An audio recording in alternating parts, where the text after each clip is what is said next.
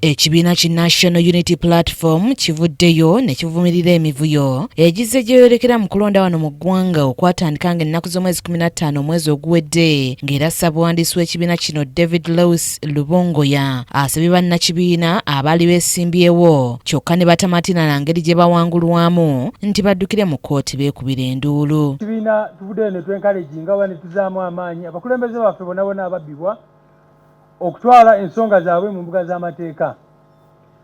Tetuzitwala zino ensonga kubanga tulina obwesige bungi nnyo musige eddamuzi byonna bigenda maaso mu bimanyi, naye ate tetwagala bujulizi bonna abantu baffe bakungaanyiza buffe togge. Twagala abantu baffe batwale obujulizi obwo, at least tumekinge sure nti buli ku record. Lubongoya nga naye yavuganya ku kifo ky'omubaka wa Paalamenti wa Kampala Central ategeezezza nti yamaze dda okukuŋŋaanya obujulizi obulaga nti akalulu k'ekifo kino kaakwatibwamu okutuuka okuwangulwa era nti essaawa yonna ensonga wakuzitwala mu kkooti. Nange njagala kusinziira wano basebo ne banyabo nga bwe mmanyi nali candidate mu Kampala Central era ne bakola emivuyo egy'enjawulo ne babba obuwanguzi bw'abana Kampala, era mu mbeera eyo nange njagala bategeeza nti ensonga zaffe tugenda zitwala mu mbuga z'amateeka. Ono era ayogedde ku mbeera y'omukulembeze w'ekibiina kyabwe Robert Kyagulanyi Ssentamu n'agamba nti gy'ali mulamu bw'atyo n'asaba bannakibiina obutaterebuka. Oweekitiibwa Kyagulanyi Ssentamu Robert n'okubategeeza nti gy'ali mulamu newankubadde tali bulungi. Mwabali wano simanyi bameka abaali babaddeko mu mbeera eyo ey'okulira ku nsiko. Olutalo lukyagenda mu maaso, olutabalo lukyagenda mu maaso basebo ne bannyabo. Omuwanika wa NUP Benjamin Katana yeebazizza bannayuganda olw'okwaniriza eŋŋombo gye batambuliddeko mu kuwenja akalulu eya protest vote. Baza bannayuganda bonna we twavaayo nga tanka campaigns ne tulangira nti tugenda mu protest vote era ne tunyonyola nti protest vote eri ku pillars 4: Kanoonye, Kalonde, Kakuume, Kabandi. Kati pillars 3 abannayuganda bazituukiriza era tubeebaza. Joel Ssennyonyi nga ye mwogezi w'ekibiina kino yeekokkodde naye emivuyo egyetubika mu kulonda. Ebiira process elubeera lunaku ng'abamu bwe balowooza nti ennaku z'omwezi 15 January akalulu k'olwo olunaku era bwe biggwa biba biwedde. Nedda, akalulu katandikira eri mu zi campaign era mwaziraba nga zijjudde emivuyo nga buli gye tulaga ensambagere, emigo, amasasi, abantu baffe ne battibwa, bangi ne bafuna ebisago, bangi ne basibibwa. Ako konna kalulu paka lwe twalonda olunaku lw'okulonda mwabiraba amakiini tezikola, saa 6 abantu bannatandika kulonda ne beetamu, abamu ne baddayo n'ewaka. Internet ne bapaatiikamu obululu batiikingiramu M7 ne babuteekamu.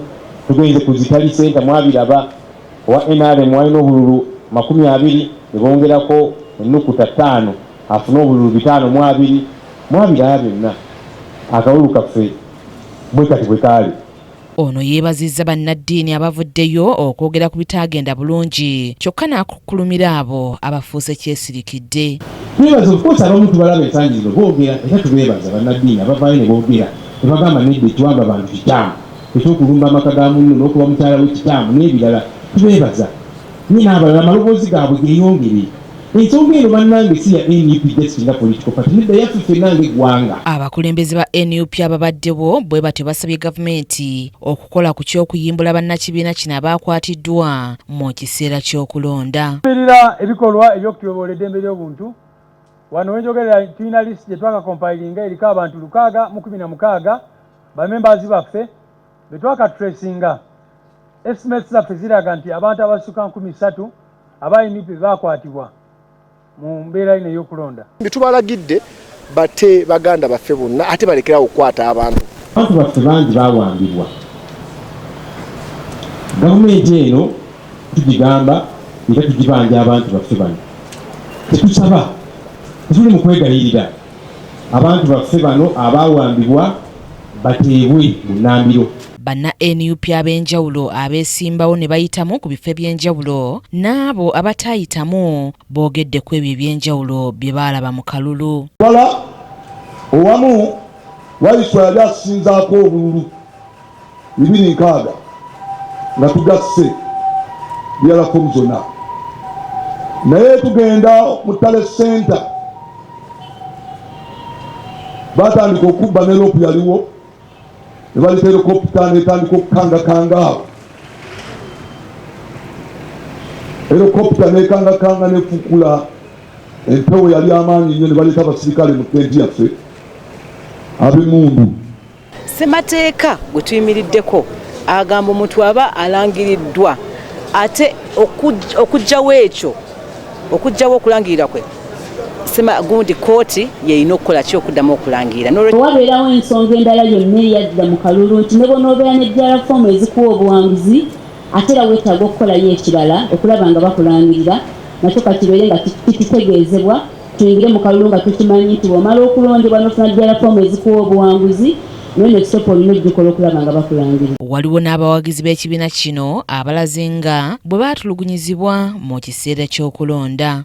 Ne banvugira eddakiika eziwera I think around an hour ne tutuuka mu kifo kyabwe kye bali baali baagala okunteeka watuukawo kiro ne banzijamu kati omukyala guno ali ngenza okukisinkana ne bagamba ono tumutwale ku location endala ebisigadde tuje saddamu biteeka mu ruumu eyo nasangayo comrade omu amazima gali nti nali mwegomba obulamu bwange bwonna kubanga nze nkuze mulaba bamuyita Sam Mugumya namusanga mu ruumu eyo eyali omuyambi wa Besigye oyo bwe ntuuka oyo yannyamiriza n'angamba yo welcome ne mugamba thank you n'angamba tulina okukola kakkana my name is Sam Mugumya neneesikamu ne mugamba okakasa yeggwe n'angamba yenze.